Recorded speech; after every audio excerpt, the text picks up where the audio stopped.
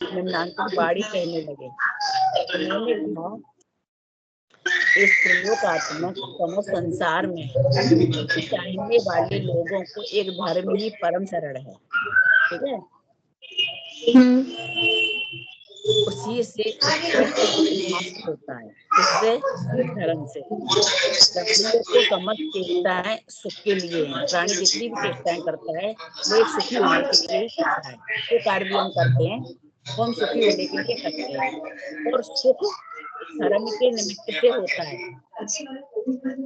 ऐसे जानकर हे भक्तजन, तुम सब धर्म का संग्रह करो। बिना मेघों के वृष्टि कैसे हो सकती है? धर्म का संग्रह करने के लिए कहा जा रहा है कि जिस प्रकार से बिना मेघों के, बिना बादल के पानी नहीं बरसता, ठीक है, और बिना बीज के अनाज कैसे उत्पन्न हो सकता है? नहीं हो सकता। इसी तरह बिना धर्म के जीवों को सुख कैसे उत्पन्न हो सकता है? नहीं हो सकता। कार पंगु मनुष्य चलने की इच्छा करे। पंगु समझ रही हो? पंगु मनुष्य चलने की इच्छा। पंगु मनुष्य मतलब? पंगु माने होता है लंगड़ा। अच्छा। मनुष्य बोलने की इच्छा करे, देखने की इच्छा करे, नहीं हो सकता। अंधा देख नहीं सकता, अंधा बोल नहीं सकता, लंगड़ा चल नहीं सकता। इसी प्रकार धर्म के बिना सुख प्राप्त करना, धर्म के बिना सुख, इस प्रकार संसार परमाणु से छोटा और आकाश से बड़ा नहीं। द्रव्य है ना, क्षेत्रों में आकाश से बड़ा तो कोई द्रव्य नहीं। परमाणु खुद का तो परमाणु परमाणु है। उसी प्रकार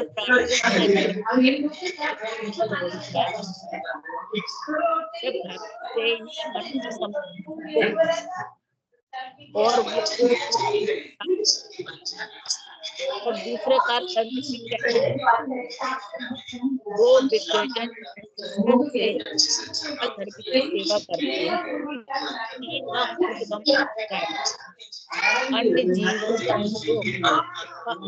में ही क्या करें?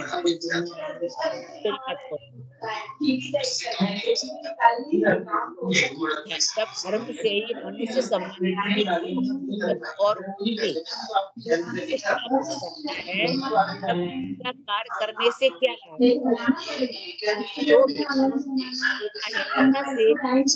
सेवा करते हैं, का ऊर्ध्वगमन होता है। ऊर्ध्वगमन माने अन्य जीव तो त्रिलोक अथवा अधोलोक में ही जाते हैं। कौन सा? जैसे करो या हमारी आवाज मैं कर दे रही हूँ ना म्यूट अपनी साइड। आवाज आएगी? अब आ रही है आवाज? आ रही है? क्योंकि बहुत शोर हो रहा था ना। यद्यपि अन्य लिंगी। अच्छा, इसकी रिकॉर्डिंग कैसे करेंगे? है बताओगे? अच्छा, ऐसा नहीं, रिकॉर्डिंग चल रही है लेकिन तुम कर रहे हो ना, ऐसे नहीं। जैसे हम बताती हूँ, मैं बता दूं। हाँ, अधोलोक में ही जाते हैं। यद्यपि अन्य लिंगी हंस, परमहंस, परिव्राजक आदि भी तपश्चरण की शक्ति से ऊपर जा सकते हैं, स्वर्गों में उत्पन्न हो सकते हैं। अन्य लिंग वाले है ना जो तप करते हैं, तो वे कह रहे वे तपश्चरण की शक्ति से ऊपर जा सकते हैं, स्वर्गों में उत्पन्न हो सकते हैं, तथापि वे वहां किंकर होकर अन्य देवों की उपासना करते हैं, सेवा करते हैं। वे देव तो बन जाते हैं, स्वर्ग में तो चले जाते हैं, पर वे में करते क्या है? दूसरों की चाकरी, दूसरों की सेवा, वाहन बनते हैं, द्वारपाल बनते हैं, लोकपाल बनते हैं, ऐसे खड़े रहते हैं हाथ जोड़े। और कब तक? कि सागरों पर्यंत है। तो वो एक बार पवन ऐसा समझा रहे थे, तो वो कह रहे थे कि देखो, सभी ने बताया था, सभी का कहना एक ही था कि देवों को कोई रोग नहीं आता, देवों को भूख प्यास नहीं लगती, भूख लगे तो कर्ण से अमृत झर जाता है, उनकी तृप्ति हो जाती है। वर्षों के लिए, और नींद उन्हें नहीं आती। हाँ हाँ हाँ, ऐसा ही है स्वर्ग में। तो अब वे करे क्या कि वे 24 घंटे हाथ बांधे खड़े हैं। द्वारपाल बने हैं तो वे द्वारपाल पे ही खड़े हैं, वाहन बने हैं तो वे वाहन की सवारी कर रहे हैं। ऐसी हालत है इन देवों की भी स्वर्ग में। वे वहां देव होकर भी कर्म के बस दुर्गति को दुख पाकर स्वर्ग से च्युत होते हैं, जाओ, और दुखी होते हुए त्रेंच योनि प्राप्त करते हैं। वे देव भी फिर वहां से आते हैं, कर्म के बस दुर्गति दुख पाकर स्वर्ग से च्युत होते हैं और दुखी होते हुए त्रेंच योनि प्राप्त करते हैं। मतलब त्रेंच योनि में मतलब एक इंद्री में चले जाते हैं, एक इंद्री त्रेंच योनि में ही आती है। जो सम्यक दर्शन से संपन्न हो है तथा जिन्होंने जिन शासन का अच्छी तरह अभ्यास किया है, जो सम्यक दर्शन से संपन्न है तथा जिन्होंने जिन शासन का अच्छी तरह अभ्यास किया है, वे स्वर्ग जाते हैं और वहां से च्युत होने पर रत्नत्रय को पाकर उत्कृष्ट मोक्ष को प्राप्त करते हैं। क्योंकि जो सम्यक दर्शन को प्राप्त करके स्वर्ग जाते हैं वो नियम से उच्च कुल के मनुष्य होते हैं, और फिर से यहाँ उच्च कुल में आके फिर से दीक्षा धारण करके, क्योंकि सम्यक दृष्टि तो भी होते ही हैं, फिर दीक्षा लेते हैं और उत्कृष्ट तप करके मोक्ष पद को प्राप्त कर लेते हैं। वे धर्म गृहस्थों और मुनियों के भेद से दो प्रकार का है। इन दो के सिवाय जो तीसरे प्रकार का धर्म मानते हैं वे मोह रूपी अग्नि में जले हुए हैं। लो, 5 अणुव्रत, 3 गुणव्रत और 4 शिक्षा व्रत, ये गृहस्थों का धर्म है। ठीक है, 5 अणुव्रत, 3 गुणव्रत और 4 शिक्षा व्रत, ये गृहस्थों का। क्या क्या है ये? आवाज नहीं आ रही? कौन कौन से होते हैं, कौन कौन से होते हैं ये? 5 अणुव्रत, 3 गुणव्रत और 4 शिक्षा व्रत।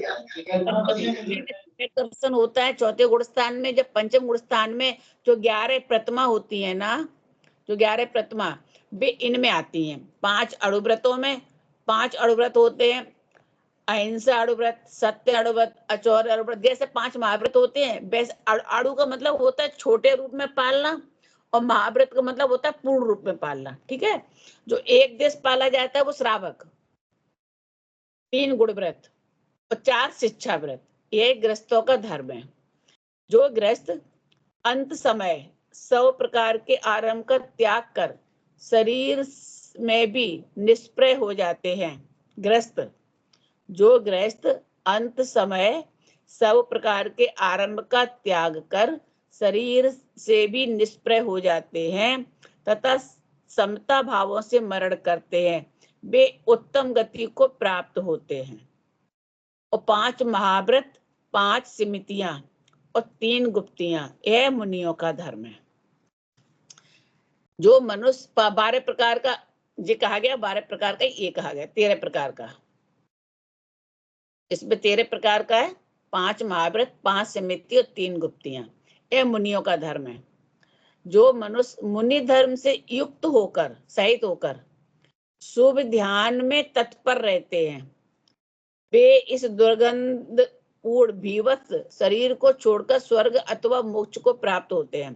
देखो, अगर शुभ ध्यान में तत्पर रहते हैं तो स्वर्ग को प्राप्त होते हैं, और शुभ ध्यान से शुद्ध में जाते हैं तो मोक्ष को प्राप्त होते हैं। ठीक है, ये एक जो आपके शुभ भाव और शुद्ध भाव है, ये कैसे रहते हैं? एक ही टाइम पे ऐसा रहता है कि जब अपन वेद विज्ञान कर रहे होते हैं तो वो कॉन्स्टेंटली शुभ भाव चलता है, और जब आप उसमें हाँ सबसे पहले अपने पास परिणाम, हमने तो उस दिन बताया था ना 3 प्रकार के आत्मा के परिणाम, 3 प्रकार के, संकलेश, विशुद्ध और शुद्ध। जो विशुद्ध है उसको शुभ कहा है, जो विशुद्ध परिणाम है उसको शुभ भाव का है। और जैसे भगवान के दर्शन, पूजन, स्वाध्याय, अणुव्रत का पालना, महाव्रतों का पालन, ये सब शुभ ध्यान है। आई समझ में? अब ये शुभ ध्यान शुद्ध के लिए होता है, जो अपना आत्मा है उस आत्मा के ध्यान करने में जो सहयोगी होता है, साधन होते हैं। जितना भी शुभ ध्यान है, अगर वो शुभ ध्यान शुद्ध अबे आत्मा का ध्यान करने में साधन बन रहा है, तो जो शुभ ध्यान भी कार्यकारी है।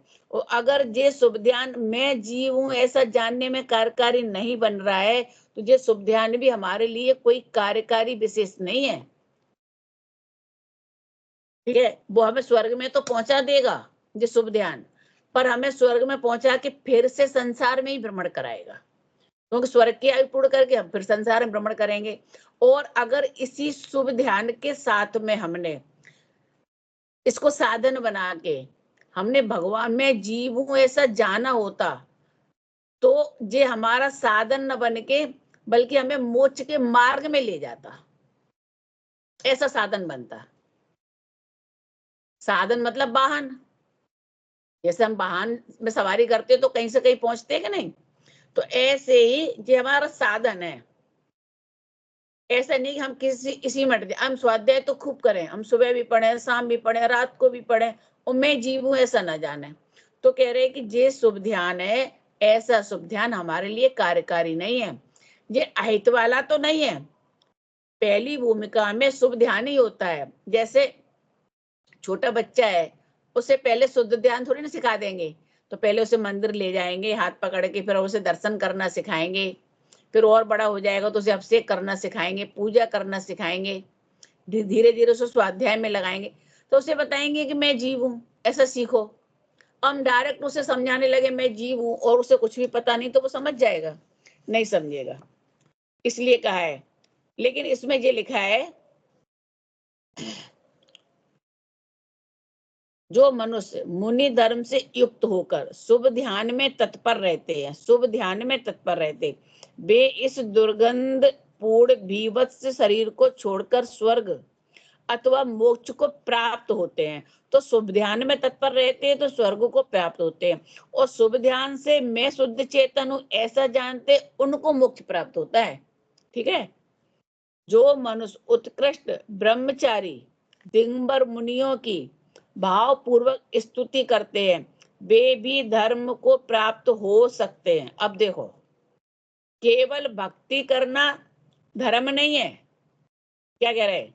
जो मनुष्य उत्कृष्ट ब्रह्मचारी दिगंबर मुनियों की भाव पूर्वक स्तुति करते हैं, वे भी धर्म को प्राप्त हो सकते हैं। फिर से बोलना, क्या? फिर से बोलना। ये कह रहे हैं कि जो मनुष्य उत्कृष्ट ब्रह्मचारी दिगंबर मुनियों की, जो उत्कृष्ट ब्रह्मचारी दिगंबर मुनि जो भावलिंगी मुनि है, वो भाव पूर्वक स्तुति करते हैं, वे भी धर्म को प्राप्त हो सकते हैं।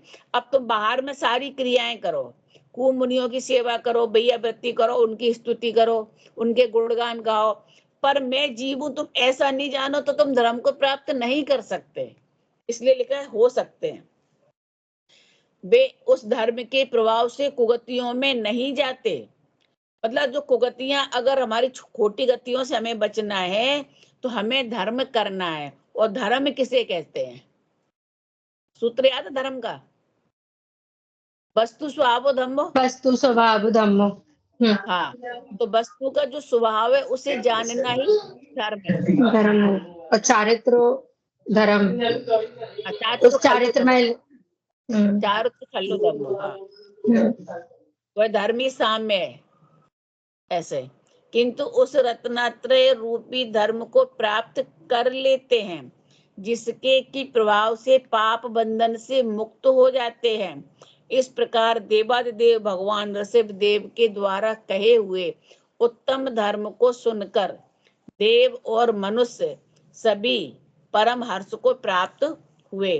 कितने ही लोगों ने सम्यक दर्शन और सम्यक ज्ञान को धारण किया, कितने ही लोगों ने गृहस्थ धर्म अंगीकार किया, अपनी शक्ति का अनुसरण करने वाले कितने ही लोगों ने मुनिव्रत स्वीकार किया, तदनंतर जाने के लिए उद्यत हुए। सुर और असुरों ने जिनेन्द्र देव को नमस्कार किया। सुर माने देव, वो असुर माने क्या है? असुर भी तो देवी होते हैं।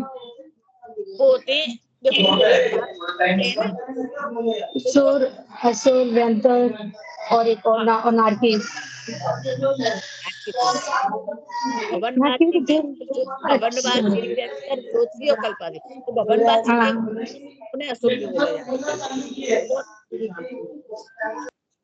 उनकी स्तुति की और फिर धर्म से विभूषित होकर सब लोग अपने अपने स्थानों पर चले गए। भगवान का गमन इच्छा बस नहीं होता था, फिर भी वे जिस जिस देश में पहुंचते थे वहां 100 योजन तक का क्षेत्र स्वर्ग के समान हो जाता था। इस प्रकार अनेक देशों में भ्रमण करते हुए जिनेंद्र भगवान ने शरणागत भव्य जीवों को रत्नत्रय का दान देकर संसार सागर से पार किया था।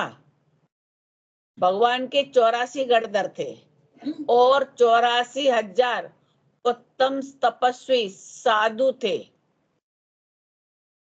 84,000 साधु थे। गणधर कितने? 84। कौन के? आदिनाथ भगवान के 84 गणधर थे, महावीर भगवान के 11 गणधर थे, नेमनाथ भगवान के 10 गणधर थे, जैन पार्श्वनाथ के हमें याद नहीं। जिस प्रकार अनेक देशों में भ्रमण करते हुए जिनेंद्र देव ने शरणागत भव्य जीवों को रत्नत्रय का दान देकर संसार सागर से पार किया था। तो किस प्रकार से दान दिया था भगवान ने रत्नत्रय का? सम्यक दर्शन, सम्यक ज्ञान, सम्यक चारित्र का। किसको? भगवान ने कैसे? भगवान ने समस्त जीवों को रत्नत्रय का दान दिया, ऐसा लिखा है। तो और भगवान ने किस प्रकार से दान दिया? भगवान बताना चाहता है। भगवान ने मतलब अपनी वाणी के थ्रू जो बताया उसको ले रहे भगवान हैं। ने पहाड़ी की तरह बताया, उसी को दान कहा गया है। भगवान के 84 गणधर थे और 84,000 उत्तम तपस्वी साधु थे। वे सब साधु अत्यंत निर्मल हृदय के धारक थे तथा सूर्य और चंद्रमा के समान प्रभाव से संयुक्त थे। इन सब से परिवृत होकर भगवान ने समस्त पृथ्वी पर विहार किया। भगवान ऋषभदेव का पुत्र राजा भरत चक्रवर्ती की लक्ष्मी को प्राप्त हुआ था। उन्हें चक्ररत्न की प्राप्ति हुई राजा भरत को, और उसी के नाम से यह क्षेत्र संसार में भरत क्षेत्र के नाम से प्रसिद्ध हुआ। 2 प्रकार के क्षेत्र है ना, एक भरत क्षेत्र, एक ऐरावत क्षेत्र।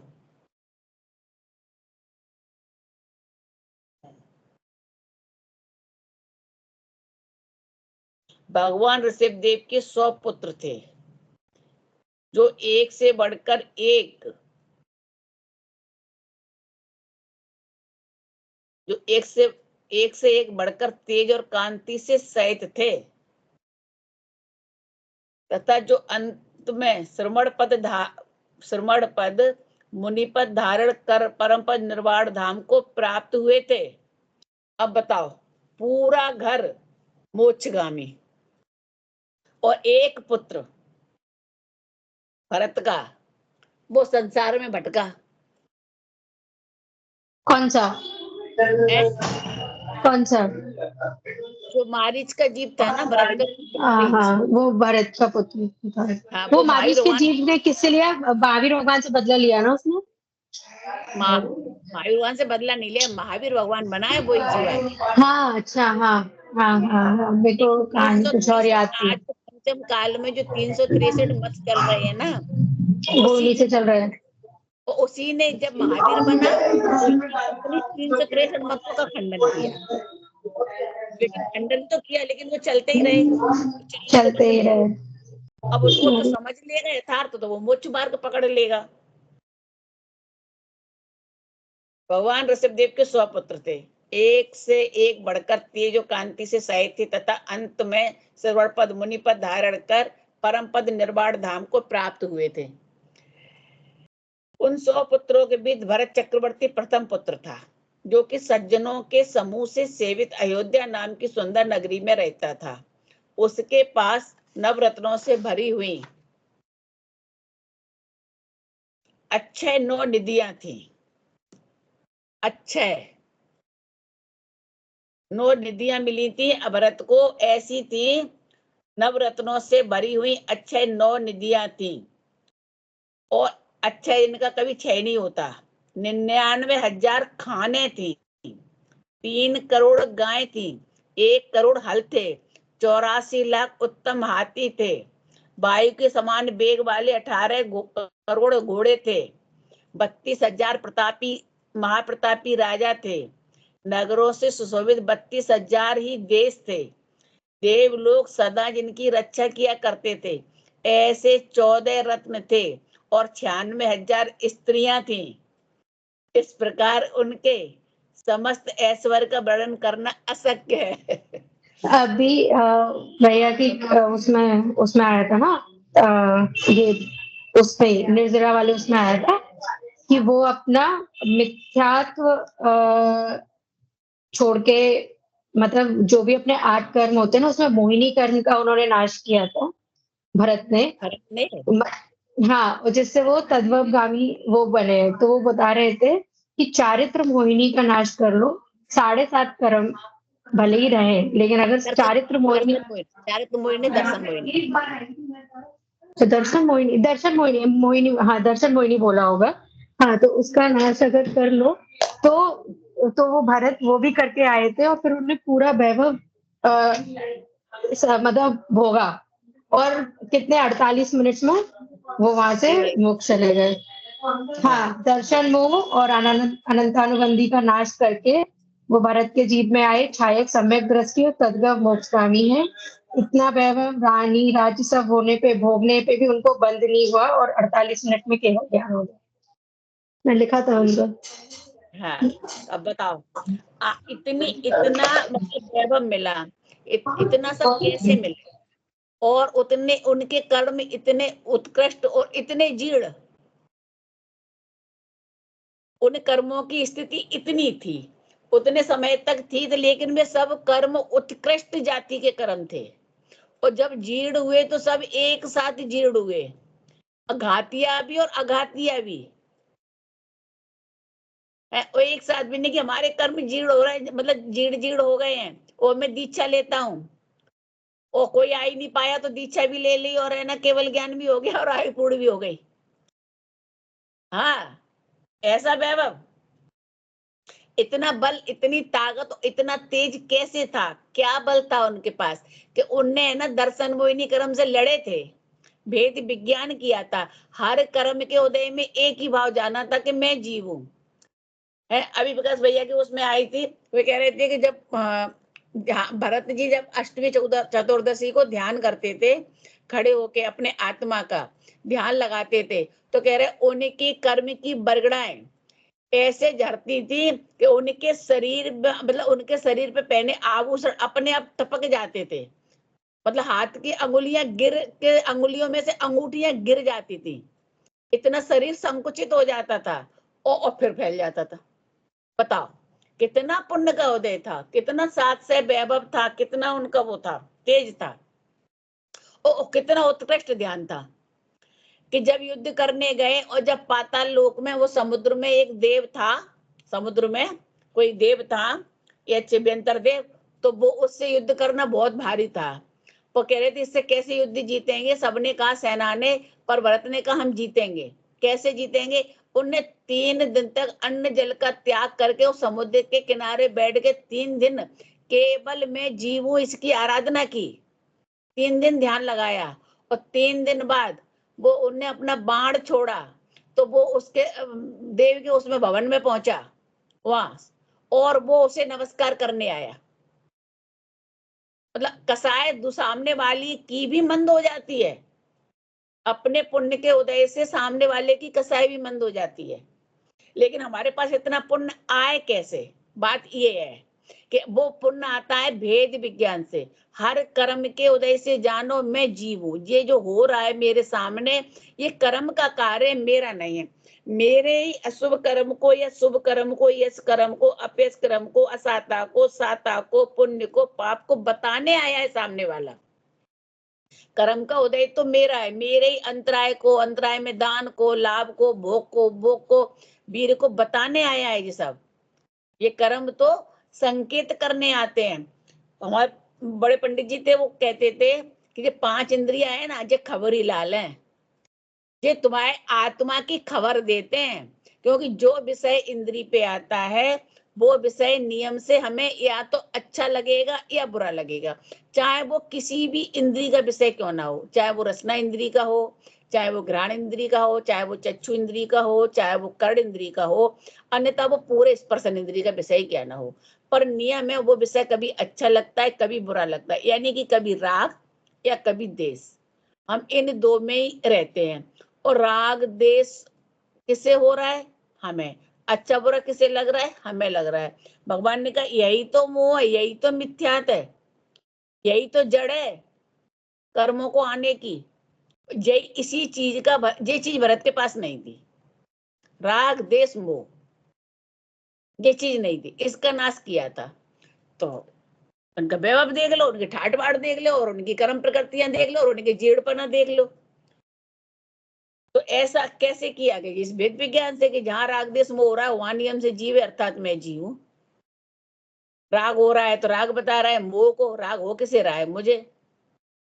मुझे हो रहा है जो मोह, जहां मिथ्या भाव है, जहां मिथ्या भाव, मोह नहीं समझ में आता, मिथ्या माने झूठा, मिथ्या भाव से समझ में आ जाता है कि जहां ये मिथ्या भाव हो रहा है वहां नियम से जीव, अर्थात मैं जीव। देश हो रहा है तो देश का भाव बता रहा है कि देखा का देश हो रहा है और राग हो रहा है, तो इंद्री पे जाओ। पंडित जी कहते हैं इंद्री पे जाओ कि जो देश का कारण क्या है, हमने देखा कैसे, कि हमने आंख से देखा।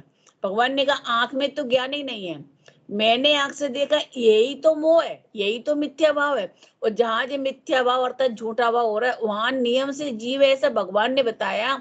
तो मेरी समझ में आया, अरे यही तो हो रहा है, तो मैं जीव हूं, मैं ज्ञान स्वरूप हूँ। क्योंकि मुझे इस देश भाव का, मोह भाव का, इंद्री के विषय का, और इंद्री में जो छह में भाव इंद्री, उस सब का ज्ञान हो रहा है। और इनमें से देखा हमने तो किसी में भी ज्ञान नहीं है, पर ज्ञान हो रहा है, इसलिए मैं ज्ञान स्वरूप हूँ। ज्ञान का स्वभाव चेतन है, मैं चेतन स्वरूप हूँ। चेतन में चेतन रूप से परमन हो रहा है। परमन कैसा है? कि परमन ज्ञान के प्रकाश रूप से हो रहा है। उस ज्ञान के प्रकाश में स्वच्छत्व भाव है, शुद्धत्व भाव है, सुपर प्रकाशक शक्ति है। उसकी स्वच्छता में, स्व प्रकाशन में मैं जीव प्रकाशित हो रहा हूँ। पर के प्रकाशन में जो देश भाव, मोह भाव, भाव इंद्री सब चेतती है। चेतना में ऐसा अस्थि धर्म है, चेतना स्वयं जीव भाव रूप। चक्षु इंद्री, भाव इंद्री, देश भाव, मोह भाव रूप नहीं होती, नास्ति धर्म है। चेतना ऐसी शुद्ध है, मैं शुद्ध चैतन्य जीव हूँ। ऐसा विचार तुमने जब किया तो वहां से बुद्धि हटी। अब भले ही फिर आ जाएगी लौट के, पर 1 सेकंड के लिए, आधा मिनट के लिए हटी ना, तो जो आधा मिनट के लिए हटी, तो आधा मिनट हमने कोई कर्म बंद नहीं किया। अच्छा, तो लोगों का कहना है कि जब भेद विज्ञान करते हैं तो वो जो भाव होता है वो शुभ भाव होता है, और जब आप अगर अपने अंदर जान लो कि मैं जीव हूँ, उतना ही पाठ शुद्ध भाव होता है। क्या ये ऐसा ही है? देखो, मतलब भेद विज्ञान करते हैं तो भेद विज्ञान करोगे तो भेद दो चीजों में है, जीव में और कर्म में भेद तो है। उसका ज्ञान किया हमने, तो उसका ज्ञान करने से हमने जाना किसे? फिर अपना किसे माना? कर्म को कि जीव को? तो हमने जीव को अपना माना, कर्म के कार्य को कर्म पे छोड़ा, और कर्म से भिन्न अपने को देखा। और जो ये दिख रहा है कर्म का होता है, वो मेरे ही तो ज्ञान के प्रकाश में दिख रहा है। तो फिर भी हमने अपना ज्ञान प्रकाश ही देखा, और ज्ञान का स्वभाव हमने चेतन देखा। तो हम ऐसी प्रोसेस करके हमने एक जीव पे ही तो रहे ना, हम बाहर तो नहीं गए ना। तो इसी का नाम तो अपने आत्म स्वरूप में प्रतिपन्न करना है, यानी कि आचरण करना है। और कैसे करोगे आचरण? और कोई विधि नहीं है। अब जे तुमने एक बार किया और लगातार कंटिन्यूस 10 बार कर लिया, अब तुम 10 बार लगातार करते रहे, तो तुम्हें जो राग या द्वेष हो रहा था वहां बुद्धि कहाँ गई? बुद्धि तो एक ही है ना, कि माने मन का विचार, विचार तो हमारे पास एक ही है ना। अब वो चाहे उधर जाए चाहे इधर रहे, एक है, ठीक है ना? बस। नहीं तो वो जो शुद्ध भाव पे पहुंचते हैं वो कब पहुंचते हैं? शुद्ध भाव पे पहुंचती है जब ज्ञान का भाव कैसा है, चेतन।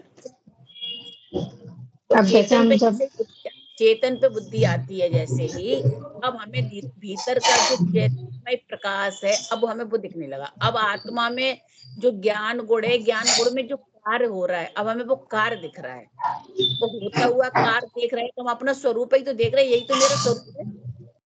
हम अपने स्वरूप को देख रहे हैं, इसी का नाम शुद्ध भाव में जाना। और फिर हम जाके कहाँ ठहरे कि मैं शुद्ध चेतन हूँ, यहाँ आके हम ठहर गए। लेकिन अभी हम ठहर नहीं पाएंगे। क्यों नहीं ठहर पाएंगे? कि अनंतानुबंधी है ना, वो स्वरूप में आचरण करने नहीं देती। तो हम फिर बाहर आ जाएंगे, फिर कोई विकल्प आएगा, फिर कोई विचार आएगा, या कोई विषय बनेगा, तो फिर बनेगा तो फिर करो। ये अभ्यास है। बहुत से जी तो 1-1 घंटे बैठ के कंटिन्यूस अभ्यास करते हैं। ऐसे ही पूरे दिन जैसे माने नहीं कर पाया, ठीक है। जैसे हम सामायिक करते हैं ना, सामायिक जाप लगाते तो आधा घंटा 15 मिनट की जाप लगाते हैं। तो ऐसे ही पूरे दिन की लो, ये काम किया था, ये काम किया था, इसने ऐसे कहा था, उसने ऐसे कहा था, यहाँ गए थे, वहां गए थे, जहाँ ये कर्म का उदय था, वहां ये कर्म का उदय था। इन कर्मों के उदय को करते जाओ और वेद विज्ञान करते जाओ। तो आधा घंटे तो कर्म से, जो कर्म पहले बंध गए हैं, वो कर्म में भी ढीलापन आता है उस कर्म से वेद विज्ञान करने से, और नया उस टाइम बनता नहीं है। दर्शन मोहिनी तो कटता ही है। नया कर्म आएगा वो मंद जाति का आएगा, तीव्रता लेके नहीं आएगा। और जो कर्म बनेंगे वो सब शुभ बनेंगे, अशुभ नहीं बनेंगे। और आगे चल के यही आगामी काल में धर्म, यही धर्म का फल है। जो भरत को दिखाई दिया था, रामचंद्र पे दिखाई दिया था, ये सब धर्म के फल थे। हाँ, और आगे कुछ बस। ठीक है। तो बड़ी भारती तो ही जपो दिन रे, तो है अभी सुख छे जवाड़ी के ज्ञान से सूझे मस्तकी सत्संग बड़ी माता की जय हो, महान जैन धर्म की जय हो। ठीक है।